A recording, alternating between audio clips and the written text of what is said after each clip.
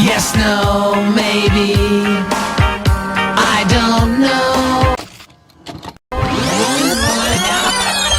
C'est quoi ça? Une question que se sont posées tous les fans de Malcolm sans pouvoir recevoir aucune réponse. Eh bien aujourd'hui, l'heure de vérité toque à la porte.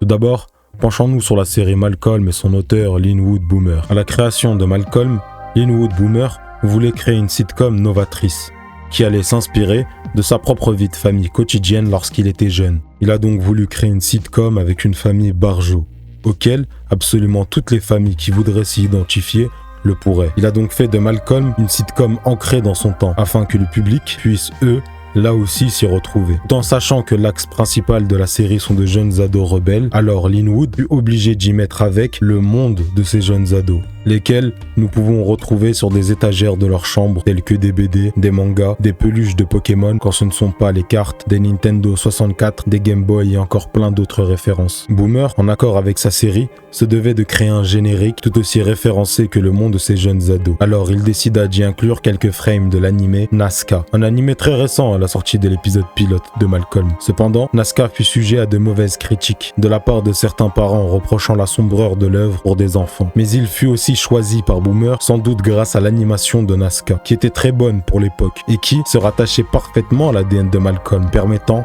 de créer un générique encore plus underground et novateur. Nazca pourrait se définir par un doux et curieux mélange entre Aka Mega Kill et les mystérieuses cités d'or. Un animé nous enfonçant dans la cryptologie du monde aztèque. Tout commence lorsqu'un élève remarque un comportement différent de la part de son professeur de kendo, qui fut pendant ce temps en train de participer à une compétition. Le combat de kendo commence et le jeune élève Kyoji croit halluciner en voyant son maître porter son coup sous l'aspect d'un guerrier antique lors d'un bref instant. La salle est choquée. Tate, le maître de Kyoji, semble avoir broyé les côtes de son adversaire, chose qui est normalement impossible. Kyoji n'en revient pas. Il est le seul à avoir vu ce qu'il a vu. Tate, quant à lui, pose sa démission en tant que maître de kendo. La honte médiatique pour l'effroyable coup porté semble lui avoir fait défaut. Alors que Kyoji, lui, tente de revoir son maître, il tombera sur lui par hasard, lui proposant un véritable combat au katana. Kyoji, ne pouvant reculer, se retrouve projeté dans le combat. Et lorsque son maître essaya d'intenter à sa vie en le transperçant, alors tous deux furent transportés dans un endroit aztèque.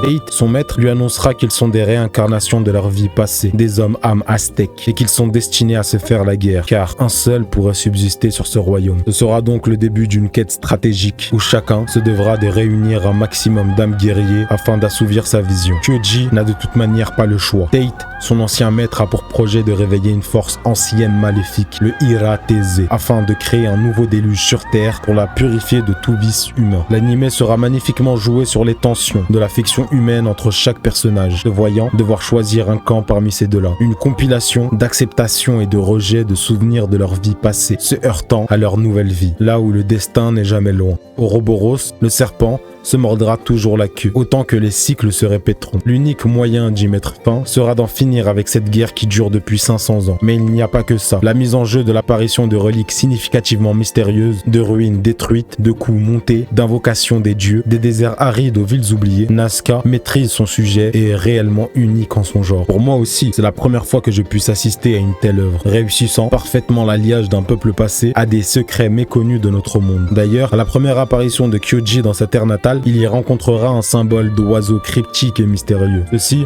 étant le Nazca. Et le plus fou et inimaginable serait que les Nazca existent véritablement dans notre monde, n'est-ce pas?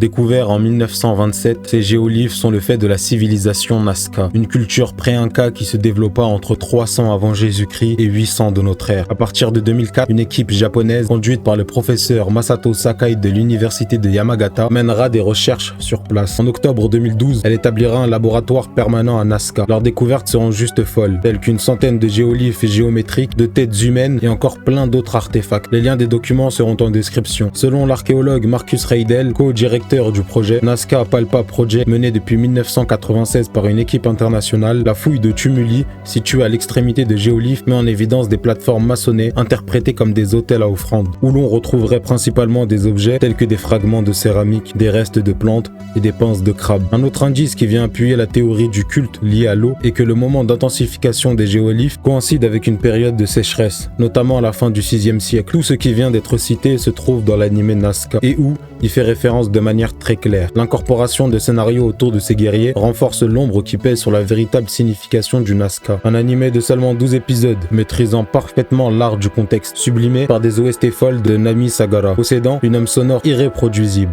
se rapprochant de la sonorité de ces hommes guerriers. Mais Nazca n'en a pas fini avec ses succès, car il mettra en place la pratique de la fausse mort pour réveiller les hommes-âmes qui sommeillent en leur réincarnation. Concept qui sera repris dans Shin Megami Tensei, Persona et plusieurs petits RPG. Nazca possède véritablement l'âme d'un animé glorieux, mais qui sera malheureusement trop en avance sur son temps, et où les regrettés se feront de plus en plus au fil du temps, à l'instar de la console Dreamcast, restituant encore les lettres de noblesse à Ouroboros. Peu importe le domaine, le serpent continuera de se mordre la queue autant que la répétition de ses cycles. La série Nazca est réalisée par Tokita Hiroko, une talentueuse réalisatrice qui travaillait aussi sur des animés tels que Ashita no Jo, X à l'origine le manga Clamp, Shigetsutan Tsukihime, Cool Rumble et plein d'autres. Les références seront aussi en description pour ceux qui voudraient y jeter un œil. L'anime Nazca est aussi écrit par Tsunehisa Hito et produit par le très célèbre studio d'animation Sunrise. L'anime comptant seulement 12 épisodes fut diffusé sur TV Tokyo entre le 6 avril 1998 et le 29 juin de la même année, mais aussi en France sur Game One en l'an 2000. Malgré la bonne patte graphique de l'anime pour son époque et son scénario très original, Nazca ne rencontrera pas la gloire escomptée et s'éteindra malheureusement aussi vite qu'il est paru sur le territoire nippon. Mais grâce au producteur Linwood Boomer, l'anime Nazca renaîtra de ses cendres grâce au générique de Malcolm. Enfin, c'est ce qu'on aurait pu croire, mais les moyens d'information étant très restreints à l'époque, malheureusement, Nazca restera inconnu du grand public, ce qui permettra de faire naître autour de ces quelques secondes de générique la légende de l'anime Nazca, le Lost Media de Malcolm. Mais avant tout, c'est quoi un Lost Media? Le terme générique de Lost Media sert à désigner des œuvres ou productions médiatiques dont l'existence est avérée, mais qui sont disparues ou indisponibles pour le grand public. D'ailleurs, il existe une vidéo sur un autre Lost Media du générique de Malcolm qui lui a mis 20 ans avant de ressurgir. Je vous mets le lien de la vidéo aussi en description. Il faudra compter à peu près 11 ans avant que le Lost Media de Nazca soit dévoilé au grand public par un utilisateur de Reddit. Il confirmera avoir vu les extraits du générique de Malcolm dans l'un de ses épisodes de son animé intitulé Nazca. Cette information créera un petit raz-de-marée sur la toile, où la plupart des utilisateurs de Reddit se passeront le mot. Ça y est, l'heure est venue pour Nazca de réellement renaître de ses cendres. Les gens se précipitent pour aller voir l'animé. Le premier problème où ils sont confrontés, la difficulté pour retrouver tous les épisodes, car on est en 2011, et comme je l'avais stipulé plus tôt, l'animé n'avait pas très bien marché en Occident. Mais ça ne sera pas suffisant pour empêcher les utilisateurs de Reddit d'atteindre enfin le Saint Graal. Et à partir de ce moment, deux groupes se formèrent. Le premier qui adorait Nazca et comprenait le pourquoi du comment, Linwood s'était décidé à utiliser cet animé, et puis le second groupe qui lui trouvait que l'animé était vieillot avec un scénario assez ringard. Il est vrai qu'en 2011, les animés n'étaient plus du même acabit que Nazca. Pour ma part, j'ai beaucoup apprécié l'animé. Il a su, sur seulement 12 épisodes, réussir à créer de véritables personnages profonds, enfouis dans une réelle quête tumultueuse. L'animation fut même une dégustation pour moi, au vu de mon adoration pour l'animation des années 90. Il ne vous reste plus qu'à aller regarder l'animé afin de vous faire votre propre avis. Mais avant cela, nous devons aborder la partie la plus importante de cette vidéo.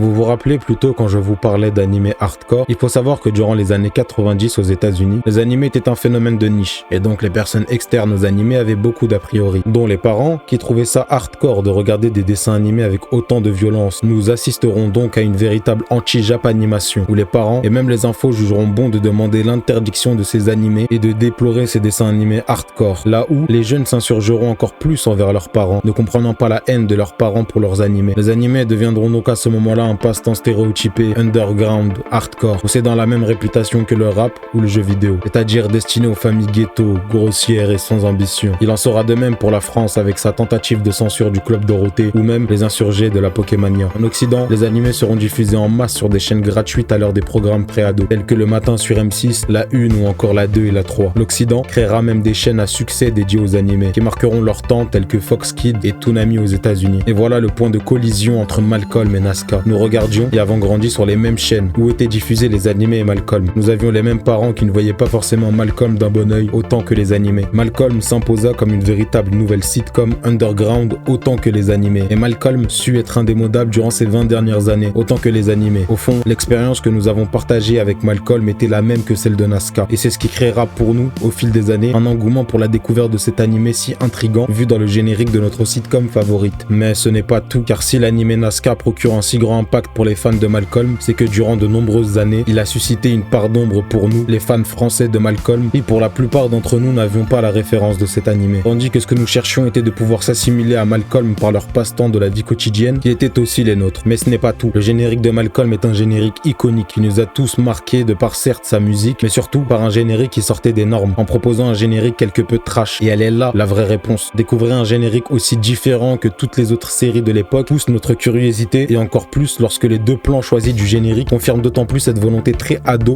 de faire un générique underground. Mais surtout, lorsqu'on se rend compte en regardant l'animé que le passage du sourire correspond à un meurtre que vient de commettre Jigumi en rigolant de la scène effarante de sa victime se noyant. Là où, selon certains avis, ce passage reflèterait Reese, qui lui aussi trouve une jubilation derrière la martyrisation qu'il peut infliger. Et c'est peut-être ça, la véritable envie de retranscription de l'Inwood Boomer à travers le passage de Nazca dans le générique de Malcolm.